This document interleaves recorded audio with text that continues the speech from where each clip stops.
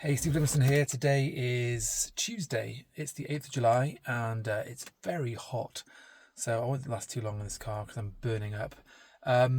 Just checking in on a few things. I've been working on EIS stuff. So companies getting the EIS 1 forms done. And again, something I see repeatedly is companies not having got their SH01 forms done either. So if you're issuing shares to investors, etc., you want to make sure that you get all your company's house secretarial stuff done.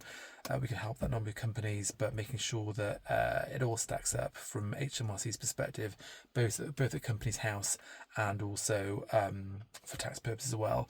So a whole bunch of EIS stuff going on at the moment. Another thing I'm seeing as well, I've had a few inquiries from companies who have to do this thing where, typically we often advise companies to, if you're raising investment under, as I say, SEIS or EIS, you want to have kind of a broad base in terms of liquidity of shares to start with. So what do I mean by that? So if you have start with £1 share or even 100 shares, which is quite typical for a lot of startup companies who aren't aware of this, you can't, when you do SEIS and EIS, you have to issue new shares.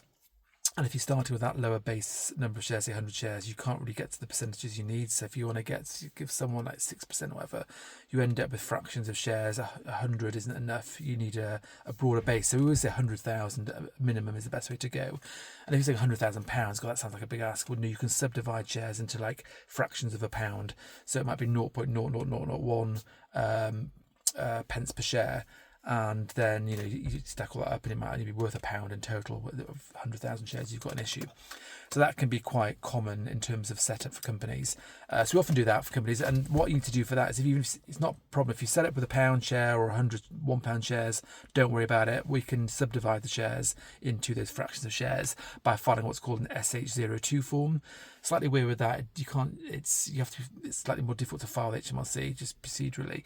But sometimes people do that. I've had two in the past few weeks have come to me and said, oh yeah, I started off with 1 share, I've subdivided it into 100,000 shares, and then I completely forgot I'd done that, and then I went ahead and I issued the full £1 share to my investors. So we have a complete mismatch of, we think we've subdivided shares, but then we've gone ahead and pretended we haven't when we've issued the shares. And some even go worse, and they have actually sent the forms in SEIS 1 form into HMRC. It's a headache trying to sort all that out.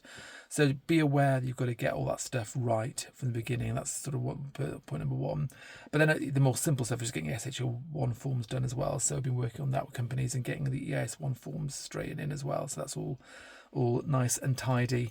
Other things as well I've been working on is a lot of R&D stuff at the moment, R&D tax credits for companies, making sure also companies have got their pre-notifications done before they are applying now as a new requirement, making sure that you've got that correct for your company. So don't assume you're okay in terms of the pre-notification rules. They're quite weird in certain parts, especially with amended returns. So double checking on that, but a lot of that going on at the moment, as well as some good old planning with companies in terms of their accountancy and stuff, and making sure that everything is in the right place and doing the right things and all the reporting is right, management accounts and that sort of stuff as well. So loads going on, scale up companies, it's a good time, and some interesting discussions around helping more startups as well with investment funding opportunities.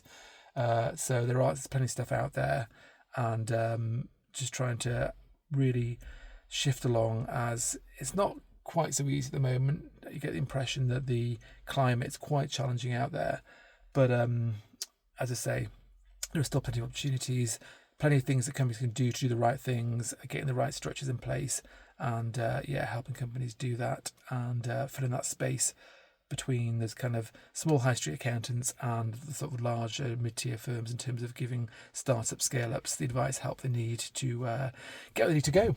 So that's been today, and catch up soon. Cheers, take care.